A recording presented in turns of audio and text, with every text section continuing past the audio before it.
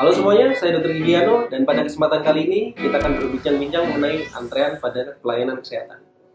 Jadi video ini saya buat untuk memenuhi ujian akhir semester di Universitas Senpati Indonesia jurusan Manajemen Rumah Sakit. Dan di salah satu tugasnya adalah mengenai public speaking. Jadi yang akan saya bicarakan hari ini adalah mengenai antrean.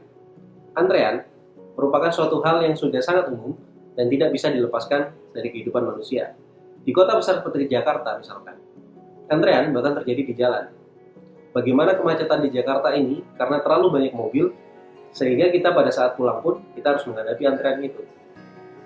Apabila kita tidak menggunakan kendaraan pribadi, tapi menggunakan fasilitas umum, kita akan temukan juga antrean. Di halte bus, di stasiun, kita tetap harus mengantri untuk dapat mendapatkan pelayanan yang kita inginkan. Dan semua kondisi yang saya sebutkan tadi tentu saja menyebabkan stres, terutama bagi para pekerja yang sudah bekerja secara seharian. Dan apabila mereka ingin melepas stresnya, mereka juga harus mengantri. Mereka ingin ke konser untuk mendengarkan musik, mereka harus mengantri untuk beli tiket dan untuk masuk ke dalam konsernya. Kemudian untuk membeli makanan yang mereka sukai atau restoran yang cukup viral, mereka juga harus mengantri. Tapi sebetulnya apabila kita bahas lebih jauh, mengapa sampai bisa terjadi antrian? Sebetulnya adalah ketidakseimbangan. Ketidakseimbangan antara apa? Antara kapabilitas atau kemampuan pemberi pelayanan untuk menyediakan servisnya dengan jumlah kunjungan customer yang datang. Apabila jumlah kunjungan customer yang datang sangat-sangat membludak, sedangkan kemampuan untuk melayani customer itu tidak bisa, tidak adekuat, maka terjadi yang namanya antrian. Hal ini sama apabila kita lihat di pelayanan kesehatan. Pelayanan kesehatan sendiri tentunya sudah memiliki alur yang rekan-rekan para manajemen rumah sakit tentunya sudah hafal. Mulai dari pendaftaran, kemudian pasien menuju ke polispesialis, kemudian pasien diperiksa oleh dokter, harus menunggu antrian. Setelah diperiksa oleh dokter pun, mereka harus ke apotek dan menunggu antrian untuk pengambilan obat. Antrian terjadi di beberapa tempat di rumah sakit, dan masing-masing pos tadi memiliki potensi antrian yang bisa saja tidak terkendali. Akibatnya, dengan jumlah pasien yang datang secara bersamaan dalam jangka waktu tertentu, akan menyebabkan pasien itu tidak nyaman. Dan kadangkala kita bisa temui di berbagai rumah sakit, bagaimana pasien ini berlomba-lomba untuk menjadi nomor satu dalam antrean. Akhirnya apa? Mereka akan datang ke rumah sakit sepagi mungkin untuk mendapatkan antrean nomor satu. Apabila pemikiran ini kemudian diserap dan kemudian diimplementasikan oleh katakanlah 100 orang, maka akan ada 100 orang datang sebelum jam pelayanan buka untuk mendapatkan nomor antrian. Dan yang terjadi apa? Akan ada nomor antrian sebelum nomor antrian itu dibuka. Dan ini suatu hal yang menarik. Kenapa orang kemudian malas mengantri? Karena ternyata ada teori yang menyatakan bahwa antrian merupakan wasting time. Dalam beberapa orang pun menyatakan bahwa waiting is boring. So, bukan hanya boring saja, tapi ternyata ada teori yang menyatakan bahwa dengan adanya antrian tersebut akan menimbulkan yang namanya cost of waiting. Artinya apa? Seseorang, baik dia pasien maupun pengantar, dia akan kehilangan momen untuk mendapatkan rezeki atau menjadi produktif. Nah, itulah yang disebut dengan cost of waiting.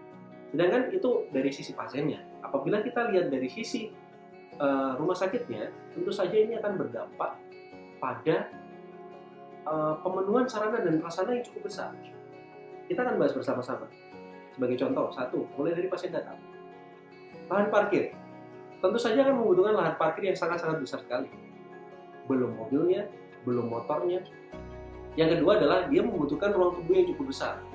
Ruang tunggu ini bukan hanya mengenai besar ruangannya saja, tapi segala fasilitas yang ada di dalamnya. Mulai dari televisi, AC, kursi tunggunya, kemudian petugas yang melayani, itu harus menyesuaikan dengan besar daripada ruang tunggu. Dan itu sangat memberatkan rumah sakit. Yang ketiga, dampak dari keduanya. Apabila kita lihat orang dengan kondisi sakit atau pengantar orang yang sakit menunggu dalam jangka waktu itu akan berpengaruh pada mutu pelayanan. Hal ini menyebabkan pasien menjadi tingkat kepuasannya menjadi tinggi. terhadap rumah sakit tersebut. Kalau cuman tidak puas saja tidak apa-apa. Tapi apa yang terjadi? Pasien akan mengalami gejolak emosi yang cukup tinggi, dan ini menyebabkan pasien jadi marah-marah. Jadi, selain melayani pasien, petugas juga harus menangani kondisi mental pasien yang tidak stabil. Supaya tidak hanya berfokus pada masalah, maka kita harus menemukan apa solusinya. Ya, tentu saja dengan era 5.1, di mana artificial intelligence menjadi suatu hal yang harus dilakukan dan juga digitalisasi, maka ada satu solusi yang sudah ditawarkan dan sudah berjalan di beberapa rumah sakit, yaitu mengenai antrean online. Antrean online dibuat untuk memudahkan pasien dan memudahkan rumah sakit sebagai manajemen untuk kemudian mengatur bagaimana orang bisa datang ke rumah sakit tidak dalam jangka waktu yang sama. Dengan adanya antrian online, secara real time diharapkan orang akan memiliki estimasi waktu datang masing-masing sesuai dengan kebutuhannya. Sehingga dengan demikian, orang tidak akan berlomba-lomba datang pagi-pagi. Tapi dengan mendaftar online saja, dia bisa mengetahui kapan dia harus berangkat ke rumah sakit. Sehingga antrian yang tadinya membeludak seperti itu, dia akan menjadi terurai. Karena pasien sudah dijadwalkan sesuai dengan kedatangan, sehingga tidak perlu suatu ruang tunggu yang cukup besar seperti tadi, tidak perlu lahan parkir yang cukup besar seperti tadi. Apabila antrian online ini bisa berjalan dengan baik dan sesuai dengan rencana, maka dengan pemikiran yang seperti itu diharapkan rumah sakit dan juga pasien akan sama-sama nyaman. Rumah sakit akan bisa memberikan pelayanan yang baik karena dia tidak harus menyediakan fasilitas dan sumber daya tambahan untuk hanya memfasilitasi orang yang mengantri tidak produktif. Namun dari sisi pasien sendiri, mereka juga lebih nyaman karena mereka bisa lebih produktif dan juga tidak mengantri terlalu lama. Namun, apakah sistem ini tidak memiliki hambatan? Tentu saja ada. Yang pertama adalah kebutuhan sarana dan prasarana yang harus dipenuhi oleh rumah sakit. Komputernya, internetnya, fingerprintnya, scan barcode-nya, itu harus bisa memenuhi kebutuhan dari pelayanan yang ada di rumah sakit. Semakin banyak polispesialis, tentu saja semakin banyak. Termasuk di potensi penambahan sumber daya manusia. Apabila rumah sakit terlalu sudah overload, tentu saja dia harus menambahkan semua sumber daya manusia, termasuk dari dokter, perawat, sampai dengan dokter spesialis yang menangani. Yang kedua adalah profesionalisme seorang dokter, tentu saja sangat dituntut pada sistem antrian online, terutama pada ketepatan jadwal. Bagaimana dokter kemudian menepati jadwal yang sudah ditentukan di rumah sakit. Hal ini tentu saja bukan sesuatu hal mudah, karena kondisi saat ini dokter kadangkala datang dengan kondisi yang terlambat. Mungkin dia dari rumah sakit lain atau seperti apa, tapi dengan adanya antrean seperti ini dan era digitalisasi seperti ini, tentu saja nanti ke depan dokter akan lebih disiplin terhadap jam praktek yang sudah memang ditentukan. Yang ketiga, tentu saja kita harus memikirkan bagaimana dengan pasien yang datang ke rumah sakit secara langsung. Apabila suatu kuota sudah terpenuhi, apakah kemudian pasien-pasien yang datang secara langsung ini tidak bisa mendaftar? Apakah pendaftaran harus saja dengan online? Hal-hal itulah yang perlu dipikirkan kita sebagai manajemen rumah sakit, menyesuaikan kondisi di lapangan.